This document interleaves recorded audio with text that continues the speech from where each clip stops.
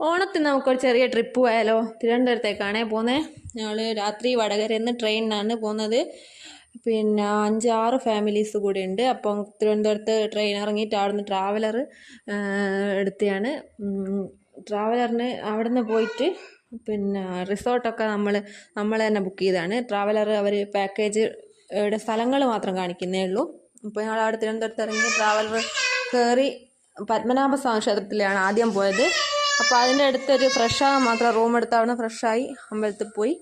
അവിടെ ഭയങ്കര തിരക്കാണ്. ഒരുപാട് നേരം ക്യൂ നിന്നിട്ടാണ് തൊഴാൻ പറ്റിയത്.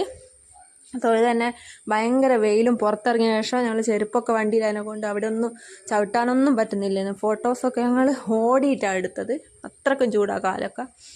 അപ്പോൾ അവിടെ തന്നെ ഞങ്ങൾ ആദ്യമായിട്ടാണ് അവിടെ പോകുന്നത്. നല്ല ഉള്ളിലൊക്കെ കണ്ട് ആദ്യമായിട്ട് കാണുന്നതുകൊണ്ട് തന്നെ പിന്നെ അത്രയും ഭംഗിയുള്ളൊരു അമ്പലമാണ്. അപ്പോൾ ഞങ്ങൾ അവിടെ നിന്ന് ട്രാവലർ കയറി എല്ലാവരും നല്ല ഡാൻസൊക്കെ ചെയ്ത് അവിടുന്ന് ഞങ്ങൾ നേരെ പോയത് പിന്നെ ആറ്റുകാല അമ്മേൻ്റെ അടുത്തേക്കാണ്. അവിടെ വലിയൊരു തിരക്കൊന്നുമില്ലായിരുന്നു. അവിടെ ഞങ്ങളുടെ ഉള്ളിൽ കയറി നല്ലോണം തൊഴുതു. തിരക്കില്ലാത്തതുകൊണ്ട് തന്നെ ക്യൂവോ അങ്ങനത്തെ കാര്യങ്ങളൊന്നും ഇല്ലായിരുന്നു. അപ്പോൾ ഉള്ളിൽ കയറി നല്ലോണം തൊഴുത് അവിടെ നിന്ന് ഇറങ്ങി.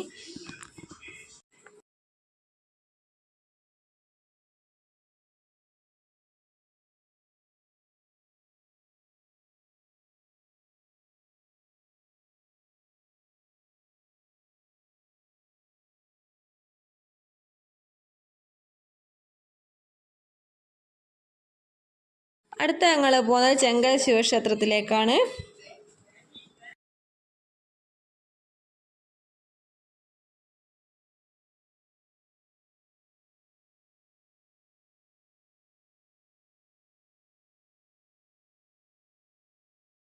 വളരെ മനോഹരമായൊരു ക്ഷേത്രമാണിത്. ഇവിടെ പ്രധാനമായിട്ടുള്ളത് ശിവലിംഗമാണ്.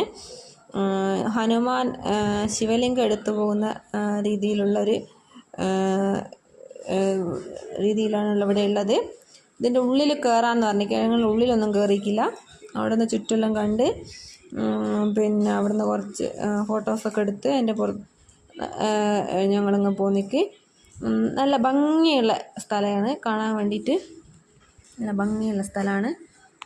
നല്ല വലിപ്പമുള്ള നല്ല വലിയ ശിവലിംഗം.